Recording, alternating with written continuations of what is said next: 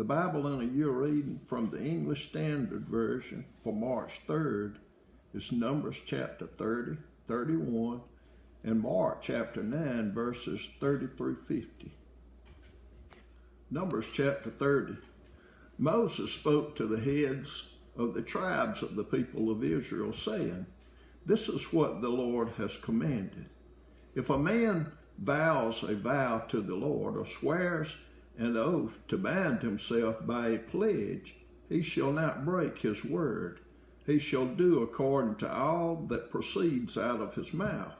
If a woman vows a vow to the Lord and binds herself by a pledge while within her father's house in her youth, and her father hears of her vow and of her pledge by which she has bound herself, and says nothing to her, then all her vows shall stand, and every pledge by which she has bound herself shall stand. But if her father opposes her on the day that he hears of it, no vow of hers, no pledge by which she has bound herself shall stand, and the Lord will forgive her, because her father opposed her. If she marries a husband while under her vows, or any thoughtless utterance of her lips by which she has bound herself, and her husband hears of it and says nothing to her on the day that he hears, then her vow shall stand, and her pledges by which she has bound herself shall stand. But if on the day that her husband comes to hear of it, he opposes her, then he makes void her vow that was on her, and the thoughtless utterance of her lips by which she bound herself, and the Lord will forgive her. But if any vow of a widow or of a divorced woman, anything by which she has bound herself, shall stand against her. And if she vowed in her husband's house, or bound herself by a pledge with an oath, and her husband heard of it and said nothing to her and did not oppose her, then all her vows shall stand, and every pledge by which she bound herself shall stand. But if her husband makes them null and void on the day that he hears them, then whatever proceeds out of her lips concerning her vows or concerning her pledge of herself shall not stand. Her husband has made them void, and the Lord will forgive her. Any vow and any binding oath to afflict herself, her husband may establish, or her husband may make void. But if her husband says nothing to her from day to day, then he establishes all her vows or all her pledges that are upon her. He has established them, because he said nothing to her on the day that he heard of them. But if he makes them null and void after he has heard of them, then he shall bear her iniquity. These are the statutes that the Lord commanded Moses about a man and his wife, and about a father and his daughter while she is in her youth within her father's house. Numbers chapter 31. The Lord spoke to Moses, saying, "Avenge the people of Israel on the Midianites. Afterward you shall be gathered to your people." So Moses spoke to the people, saying, "Arm men from among you for the war, that they may go against Midian to execute the Lord's vengeance on Midian. You shall send 1,000 from each of the tribes of Israel to the war." So there were provided out of the thousands of Israel 1,000 from each tribe, 12,000 armed for war. And Moses sent them to the war, 1,000 from each tribe, together with Phinehas, the son of Eleazar the priest, with the vessels of the sanctuary and the trumpets for the alarm in his hand. They warred against Midian as the Lord commanded Moses, and killed every male. They killed the kings of Midian with the rest of their slain, Evi, Rechem, Zur, Hur, and Reba, the 5 kings of Midian, and they also killed Balaam, the son of Beor, with the sword. And the people of Israel took captive the women of Midian and their little ones, and they took as plunder all their cattle, their flocks, and all their goods, all their cities and the places where they lived, and all their encampments they burned with fire, and took all the spoil and all the plunder, both of man and of beast. Then they brought the captives and the plunder and the spoil to Moses and to Eleazar the priest and to the congregation of the people of Israel at the camp on the plains of Moab by the Jordan at Jericho. Moses and Eleazar the priest and all the chiefs of the congregation went to meet them outside the camp. And Moses was angry with the officers of the army, the commanders of thousands and the commanders of hundreds, who had come from service in the war. Moses said to them, "Have you let all the women live? Behold, these on Balaam's advice caused the people of Israel to act treacherously against the Lord in the incident of Peor. And so the plague came among the congregation of the Lord. Now, therefore, kill every male among the little ones, and kill every woman who has known man by lying with him. But all the young girls who have not known man by lying with him, keep alive for yourselves. Encamp outside the camp 7 days. Whoever of you has killed any person, and whoever has touched any slain, purify yourselves and your captives on the 3rd day, and on the 7th day you shall purify every garment, every article of skin, all work of goat's hair, and every article of wood." Then Eleazar the priest said to the men in the army who had gone to battle, "This is the statute of the law that the Lord had commanded, or has commanded Moses.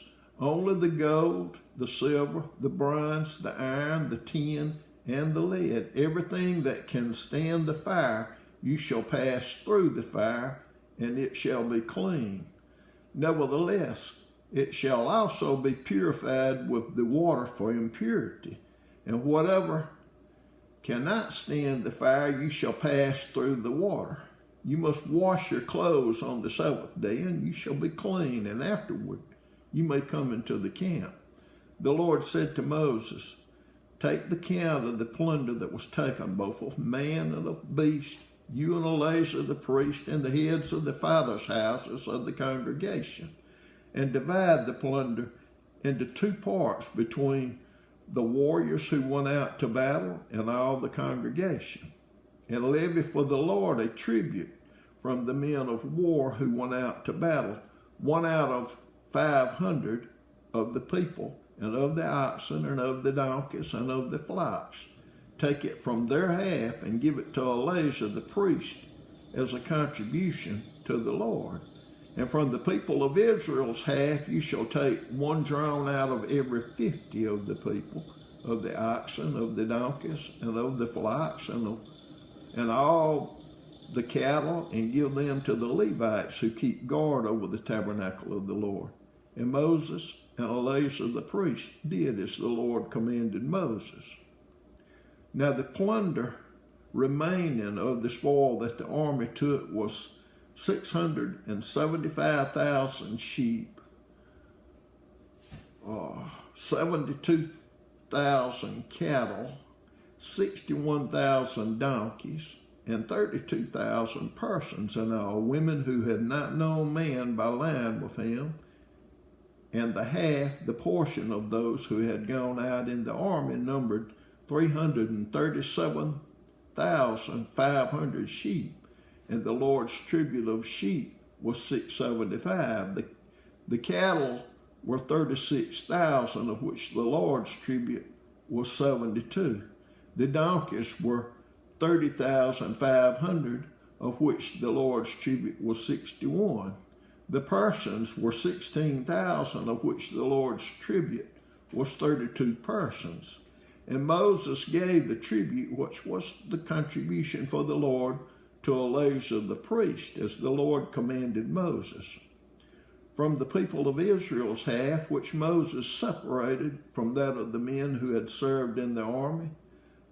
Now the congregation's half was 337,500 sheep, 36,000 cattle, and 30,500 donkeys, and 16,000 persons. From the people of Israel's half, Moses took one of every 50, both of persons and of beasts, and gave them to the Levites, who kept guard over the tabernacle of the Lord, as the Lord commanded Moses. Then the officers who were over the thousands of the army, the commanders of thousands and the commanders of hundreds, came near to Moses and said to Moses, "Your servants have counted the men of war who are under our command, and there is not a man missing from us. And we have brought the Lord's offering. What each man found, articles of gold, armlets and bracelets, signet rings, earrings, and beads, to make atonement for ourselves before the Lord." And Moses and Eleazar the priest received from them the gold, all crafted articles, and all the gold of the contribution that they presented to the Lord from the commanders of thousands and the commanders of hundreds was 16,750 shekels. The men in the army had each taken plunder for himself. And Moses and Eleazar the priest received the gold from the commanders of thousands and of hundreds, and brought it into the tent of meeting as a memorial for the people of Israel before the Lord. Mark chapter 9, verses 30 through 50. They went on from there and passed through Galilee, and he did not want anyone to know, for he was teaching his disciples, saying to them, "The Son of Man is going to be delivered into the hands of men, and they will kill him. And when he is killed, after 3 days he will rise." But they did not understand the saying, and were afraid to ask him. And they came to Capernaum, and when he was in the house, he asked them, "What were you discussing on the way?" But they kept silent, for on the way they had argued with one another about who was the greatest. And he sat down and called the 12, and he said to them, "If anyone would be first, he must be last of all and servant of all." And he took a child and put him in the midst of them, and taking him in his arms, he said to them, "Whoever receives one such child in my name receives me, and whoever receives me receives not me, but him who sent me." John said to him, "Teacher, we saw someone casting out demons in your name, and we tried to stop him, because he was not following us." But Jesus said, "Do not stop him, for no one who does a mighty work in my name will be able soon afterward to speak evil of me. For the one who is not against us is for us. For truly I say to you, whoever gives you a cup of water to drink, because you belong to Christ, will by no means lose his reward. Whoever causes one of these little ones who believe in me to sin, it would be better for him if a great millstone were hung around his neck and he were thrown into the sea. If your hand causes you to sin, cut it off. It is better for you to enter life crippled than with 2 hands to go to hell, to the unquenchable fire. And if your foot causes you to sin, cut it off. It is better for you to enter life lame than with 2 feet to be thrown into hell. And if your eye causes you to sin, tear it out. It is better for you to enter the kingdom of God with 1 eye than with 2 eyes to be thrown into hell, where their worm does not die and the fire is not quenched. For everyone will be salted with fire. Salt is good, but if the salt has lost its saltiness, how will you make it salty again? Have salt in yourselves and be at peace with one another.